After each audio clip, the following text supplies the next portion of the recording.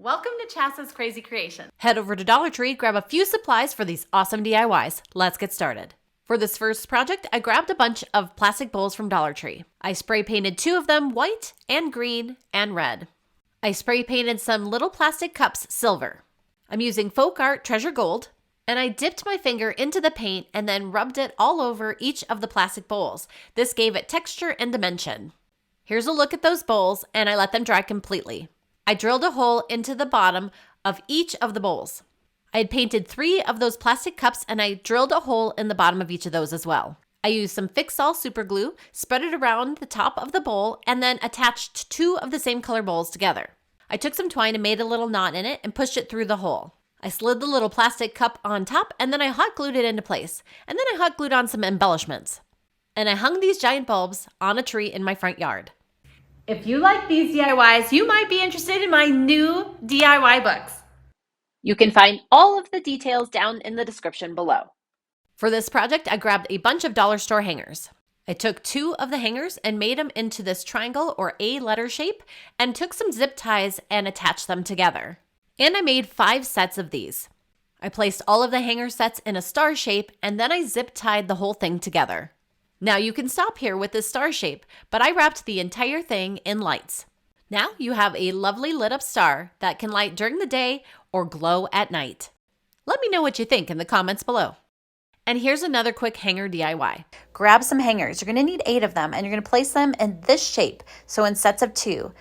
You can either hot glue them into place or use zip ties to hold them together. Next, you're going to place all of those sets of 2 together so that they all create a snowflake shape. Then you're going to reinforce that with hot glue and or zip ties. Add some embellishments and put it on display. Want my free to-do list? Look for the link in the description below. For this project, you're going to need a dollar store cutting board and some magnetic hooks. I painted the cutting board with Folk Art Home Decor wood tint. I placed a dab of hot glue up towards the top, and then I placed one of those magnetic clips onto the cutting board. I hot glued on a little floral piece and ribbon. And then I added a little photo. Here it is all finished, and all you have to do is hang it up. I think this makes a fantastic gift idea. Another quick option, print out a family recipe and use the handwriting of that person if you can. Trim it up to size, and then go ahead and give it a coat of acrylic sealer and let that dry. Now you can use glue, Mod Podge, or glue dots. I used a little hot glue and I attached the recipe to the cutting board. I added a few embellishments. I hot glued on a little wooden sign, which you could paint beforehand if you'd like, and then I added some ribbon with some jingle bells. It's a great way to showcase an heirloom recipe, and it's a great gift idea. For this project, we're going to be using a doily, and you're going to fold it in half. Then in half, and then in half one more time for a total of 3 times. Since the bottom half is lacy, I'm going to be leaving that part alone, but you could cut this if you'd like. I'm going to be focusing on the solid plain upper half, and I'm going to be cutting the shapes out of both sides and the top here. By using these doilies, there is a lot less cutting involved, and once again, they're pretty easy to cut. Now I'll open this doily up to reveal this snowflake that's once again very unique in its own, and I love how the lace just helps give it more of that snowflake look. Now what I did with this is I glued a bunch of these together to create a table runner for my home. For this next giant snowflake, you're going to need 8 lunch bags, and they can be brown or white.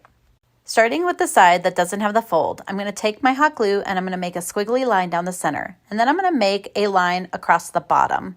Next, I'm going to take another bag and place it on top, the same direction, so the folded side is on the bottom. I'm going to press that until that's firm. Then I'm going to repeat this process down the center and across the bottom and place another bag on top, and I'll continue to do that for a total of 8 bags. Once all 8 bags are ready, you should be able to open it kind of like a fan or an accordion like this. But we're going to close it back up, and now it's time to use the scissors. Now you could leave the top plain, or you can do like I am and cut a curve off the top. Now you're going to cut the sides, and you're going to cut above kind of the fold spot down below because we're going to need some glue to keep the center solid. But whatever you do on one side, you're going to want to match that on the other side to give it an equal look from both sides, and you'll see why soon. But I'm going to cut a triangle and then a curve on one side, and then I'm going to flip it over and do the exact same thing on the other side. Now it's going to open in a circle. So think about a fan and how you made those when you were younger, and you're going to pull it across until it reaches the other side like this. Next, you're going to open it back up a little bit because we need to glue it closed. So you're going to start by gluing the base, and you're going to glue the fold of the last bag so that the fold stays closed. And then you're going to glue the entire bottom on both sides so it sticks together. Then you'll work your way up towards the top until the entire thing is glued together. Here's the completed DIY giant snowflake. For this project, I grabbed a fleece scarf at the dollar store and cut it into 3 strips. Then I took the end and cut that into little fringe.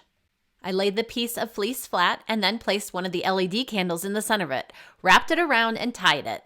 And here you can see my cozy winter candles in the day and at night. For this project, you're going to need 2 toilet paper rolls, some white fabric, and a hat and a scarf.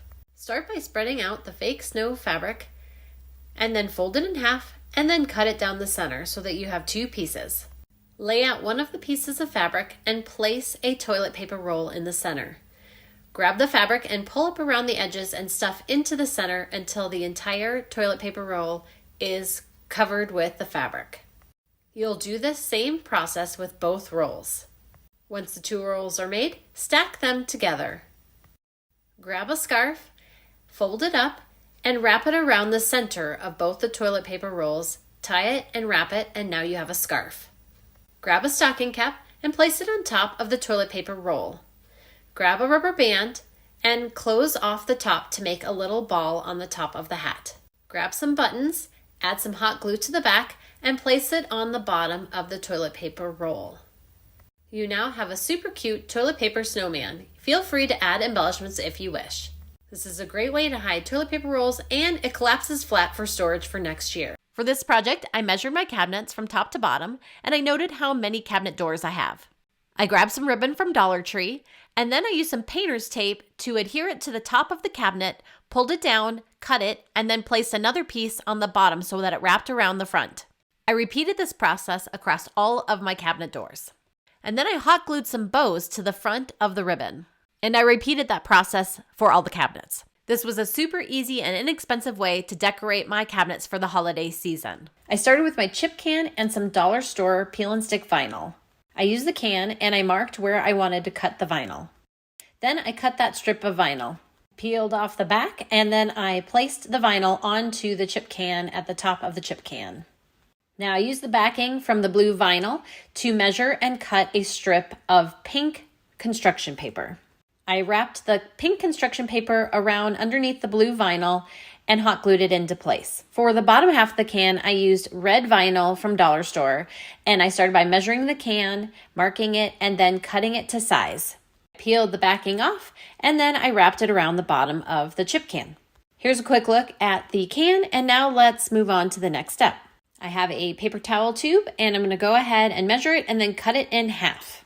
I measured the vinyl with the paper towel tubes, and then I cut it to size. I peeled off the back and wrapped it around each of the paper towel tubes. I repeated this step with some red vinyl as well. So I measured it out, marked it, and then cut it to size, and then I wrapped both of the toilet paper or paper towel tubes.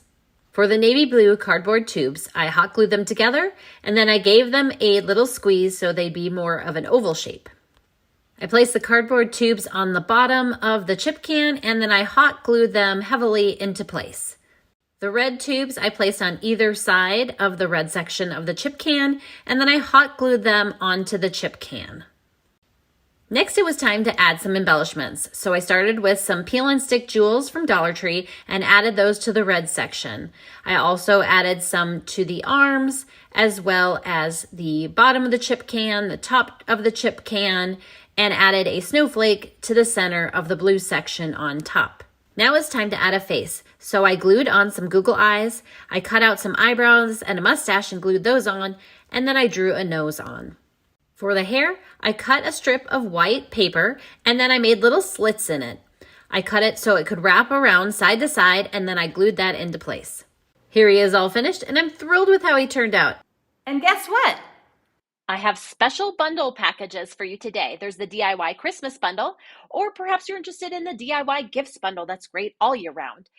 And I have the winter and Valentine's Day bundle. Or you might be interested in the ultimate bundle. You can find all of the details in the description below. Thanks for watching, and I'll see you in my next video. And don't forget to like, share, and subscribe.